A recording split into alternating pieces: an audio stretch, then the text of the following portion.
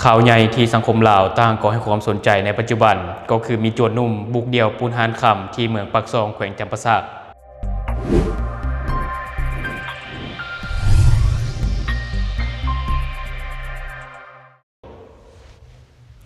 สบายดีท่านผู้ชมยินดีต้อนรับเข้าสู่รายการ Talk the New และข่าวที่ข้าพเจ้าอยากจะนำเสนอในมื้อนี้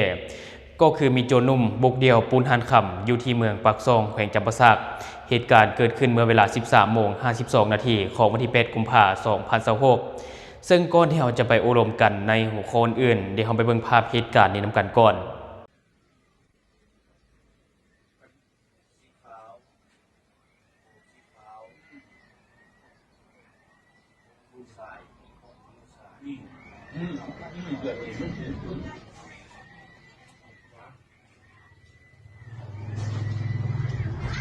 ว่าคือว่า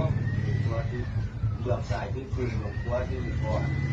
เลือกสายที่เขาเลยเขาเลือกสาย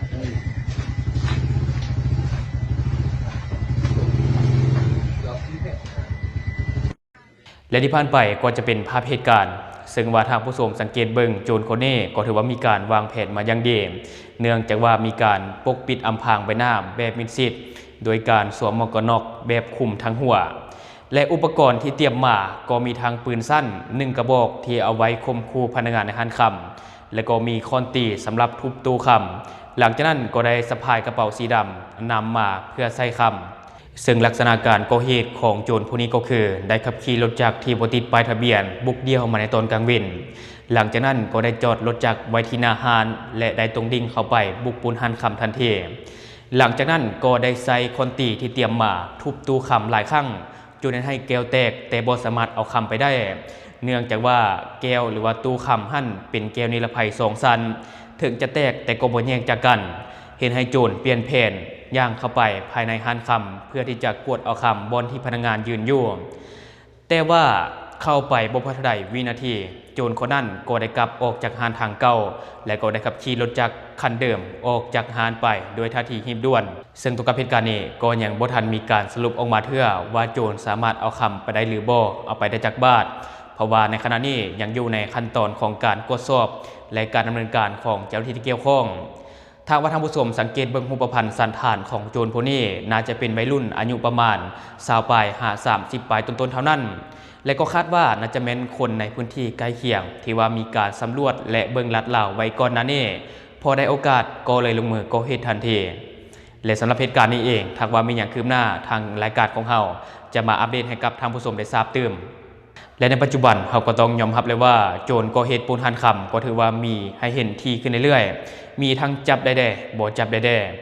และเวลาที่โจรก่อเหตุปูนหานคำในแต่ละครั้งนี่เขาก็จะเบิ่งว่า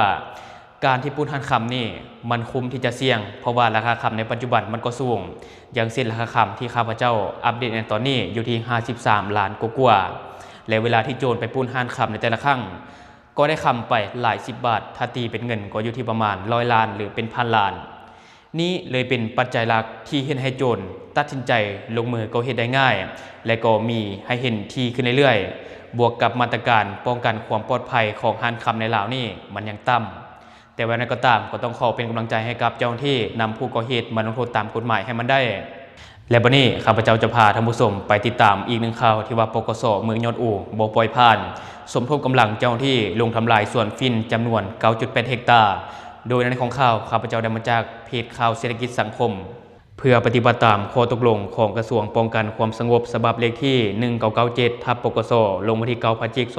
2022ว่าด้วยการเพิ่มทวีสกัดกั้นต้านยาเสพติดการปลูกฟินกัญชาและการลักลอบซื้อขายยาเสพติด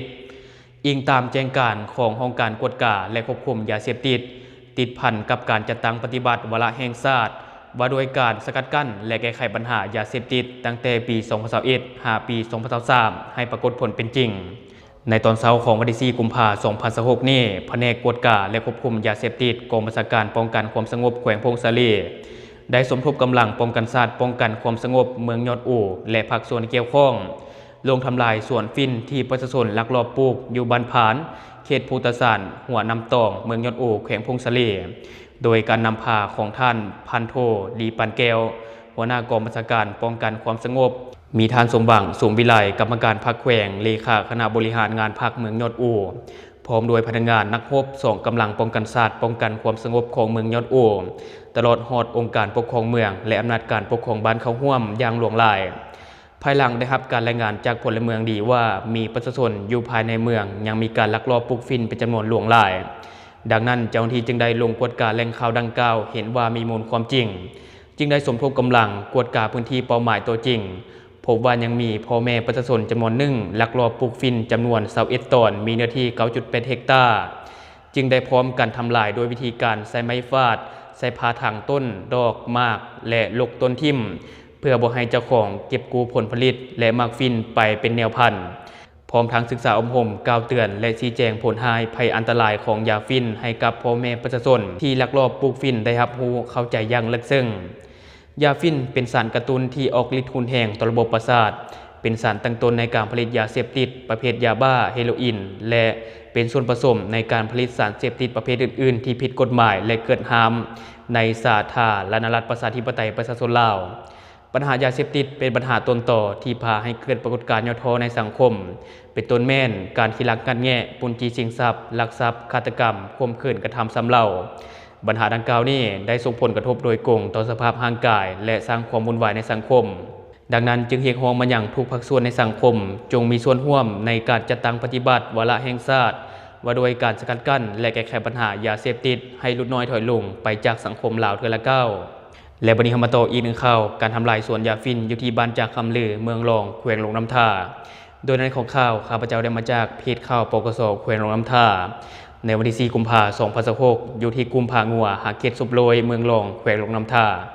แผนกกวดกาและควบคุมยาเสพติดกองบัญชาการปกสแขวงหลวงน้ำท่าได้สมทบกองบัญชาการปกสเมืองรองกองก่อสร้างหักฐานการเมือง914คณะภาคหักฐานบริษัทลุยฟงบริษัทตือซานบริษัทหงหยวนจำนวน26สหายลงทำลายสวนยาฝิ่นที่ประชาชนลักลอบปลูก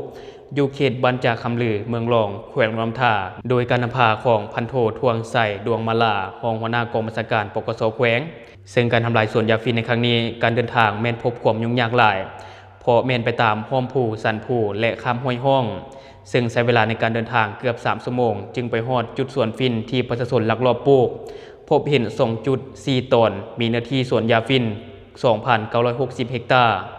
การทำลายแม่นได้ใช้พาและไม้ถางต้นฝิ่นลกต้นอ่อนทิ่มเพื่อบ่ให้เจ้าของเก็บกู้ผลผลิตและหมักฝิ่นไปเป็นแนวพันธุ์เติมอีกซึ่งการทำลายสวนฝิ่นในครั้งนี้ก็เพื่อปฏิบัติตามแจ้งการของกระทรวงป้องกันความสงบฉบับเลขที่ 13/ปกสลงวันที่14กันยายน2022ว่าโดยการเพิ่มทวีการควบคุมและสกัดกั้นการปลูกผลิตปรุงแต่งสวมใส่ค้าขายจำหน่ายขนส่งมีไว้ครอบครองนำเข้าส่งออกพืชที่มีสารเสพติดหรือผลิตภัณฑ์ที่มีส่วนผสมสารตั้งต้นและสารเสพติดต่างๆโดยบ่ถูกต้องตามกฎหมายฉะนั้นจึงเรียกร้องมาอย่างบุคคลครอบครัวและการจัดตั้งต้องเป็นเจ้าการในการควบคุมสกัดกั้นและต้านยาเสพติดโดยส่วนเป็นหูเป็นตามีพันธะให้ข้อมูลข่าวสารและความร่วมมือแก่เจ้าที่เกี่ยวข้องในการจัดตั้งปฏิบัติเวียกงานดังกล่าวให้ลดน้อยถอยลงเทื่อละก้าวซึ่งถ้าเว้าถึงการปลูกฝิ่นนี่ก็ถือว่ายังมีการลักลอบอยู่เรื่อยๆโดยเฉพาะก็แม่นในเขตภาคเหนือของลาวเพราะว่าสภาพอากาศในภาคเหนือของลาวนี่เหมาะแก่การเจริญเติบโตของฝิ่นและการขายยางของฝิ่นนี่ก็ถือว่าได้ราคาที่สูงฉะนั้นจึงเป็นแรงจูงใจให้มีการลักลอบปลูกฝิ่นเกิดขึ้นซึ่งว่าในฝิ่นนี้มีสารประกอบทางเคมีหลายประเภทอันคาลอยด์หลายกว่า20ชนิดสารเหล่านี้มีผลต่อระบบประสาทส่วนกลางโดยตรงมีทั้งผลประโยชน์ทางการแพทย์หากใช้ภายใต้การควบคุมและมีโทษมหาศาลหากใช้ในทางที่ผิดและทั้งหมดก็คือสิ่งที่ข้าพเจ้าอยากจะนำเสนอในมื้อนี้ท่านผู้ชมคิดเห็นแนวใดกับการนำเสนอของข้าพเจ้าก็อย่าลืมฝากไว้ภายใต้คอมเมนต์ของเราแล้วเราจะเข้าไปอ่านและก็ตอบแลกเปลี่ยนประสบการณ์นำกันอย่าลืมสนับสนุนกันด้วยการกดติดตามช่องขอขอบใจ